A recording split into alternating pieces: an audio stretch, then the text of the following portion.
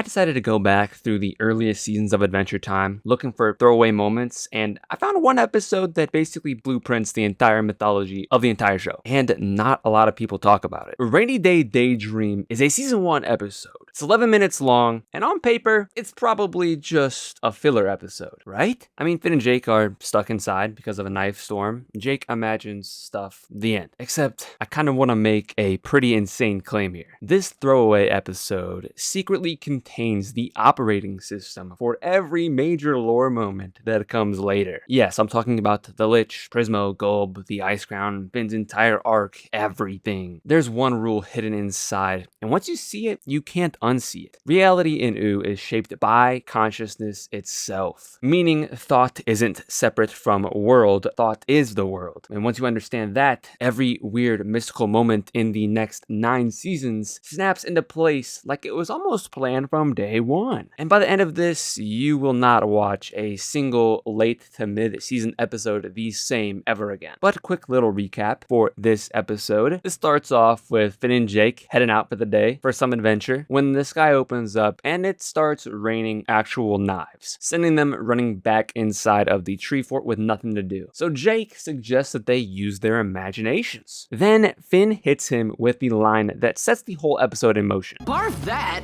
Imagination is for turbo nerds who can't handle how kick-butt reality is. He's not gonna do it. Jake does it anyway. The first thing that he imagines is that the floor is lava, and he starts running around yelling about it. Finn, of course, rolls his eyes, so he puts his foot on the floor to prove Jake is just being a dumb baby, but his foot catches fire. Interesting. Finn's foot actually catches fire, because the lava Jake imagined is physically real. It's just invisible to Finn. And that's when Finn kind of figures out what's happening. Everything Jake imagines becomes real in the room with them. Finn just can't see any of it. So Finn tries to shut it down. Jake imagines a switch that'll turn his imagination off and places it in the bedroom, which means they now have to fight their way there while his imagination keeps populating the space with these crazy obstacles. A troll family, a riddle master who threatens them with death by invisible snakes. So Finn kicks a literal nuclear missile at the riddle master to shut him up, but the explosion blows the invisible snakes into them and they actually start getting bitten. But they eventually reach the bedroom, and Finn flips the switch, and everything Jake imagined disappears at once. And then Jake becomes a zombie, emotionless, flat. Finn's reaction is that Jake sucks now, and he realizes he has to bring Jake's imagination back, the very thing he refused at the beginning of this episode. So now he has to use his own imagination to build a second switch. Like I said, the kid who spent the whole episode calling imagination baby stuff goes into his own head for the first time, builds the switch, flips it, and Jake comes back. The knife storm stops, and the last thing Finn does, completely voluntarily with zero threat to his life, is imagine the floor is lava. Jake plays along, Finn laughs, end of episode. On the surface, just a goofy little episode. Nothing really carries forward, except Jake isn't pretending. He's literally pulling things out of his mind into physical reality, which means the lava burns, the snakes bite, and the poison is real enough to threaten their actual lives. And it's important to point this out, but the show never treats any of this as magic. We of course know that the land of OO is magical, but nothing in this episode sets that up or even remotely points in that direction.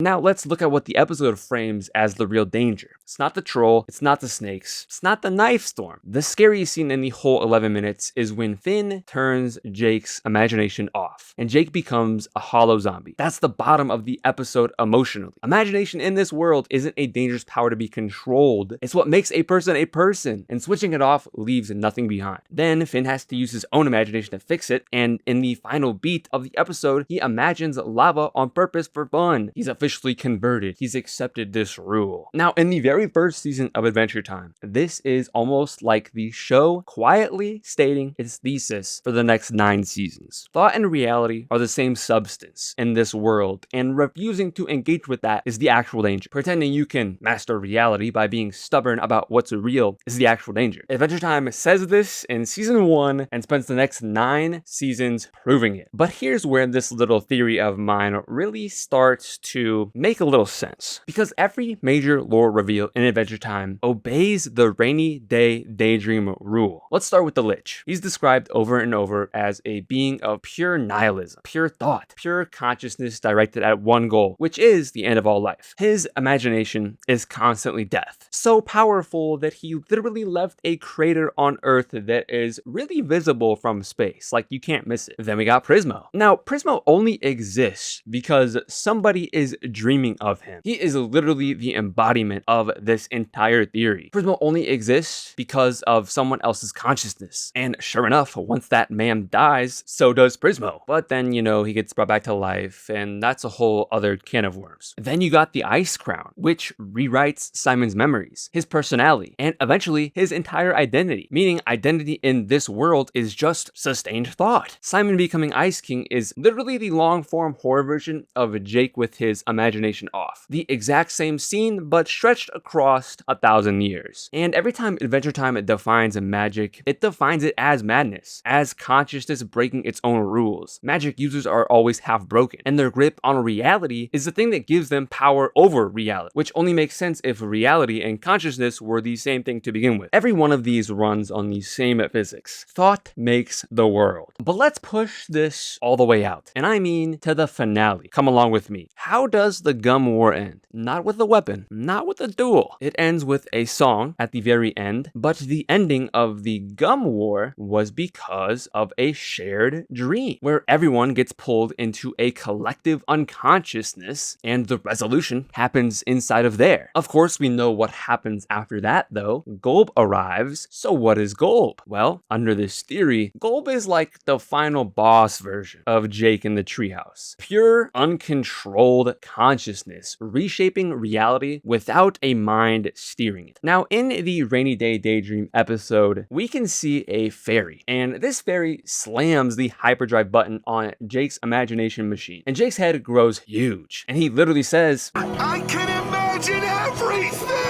That's the Jake version of Golb. And in the finale is that single moment scaled up to the size of the entire universe. And how does Betty defeat him? She imagines a new identity for herself, fusing with Golb by thinking herself into a new being, Golbetti, technically wishing herself into a new being, but you get the idea. Now, this is the exact move that Finn refused to make in season 1. So Betty literally saves reality by doing what baby Finn thought was for babies. The entire ending of Adventure Time is Rainy Day Daydream scaled up to the cosmic size. So why has no one really talked about this? I mean, after all, this episode was in season 1, which released in 2010, 16 years ago, and to be honest, it's probably because you could see it as a little bit of a stretch, but also that episode was really early, and at that point in Adventure Time, way too comedic for anyone to take it seriously on a first watch. Let's be honest, if you watched that episode back in 2010, you would not think anything of it. I know I wouldn't. Nobody, and I mean absolutely nobody, was watching Adventure Time back then thinking this was secretly a mythological show laying down physics rules. Everyone was watching it because it was a funny cartoon about his boy and his magical dog. Nothing more, nothing less. But it is worth mentioning that this is Pendleton Ward's favorite episode from the first season, which is kind of wild if you think about it. Season 1 had already introduced the Lich in Billy, so he could have gone with that as his favorite episode, as he probably had a good understanding of what the Lich would eventually become, but he was thinking one step ahead. Now, when the Adventure Time crew came together and made this episode, was Golb on their mind? Probably not, but I do genuinely believe that they planted the physics of the universe right here and stayed consistent to it for the next decade, for the next almost 2 decades now. Consciousness makes reality. Refusing to imagine is the real danger. Once that rule was in the soil, everything that grew in Adventure Time grew out of it. In fact,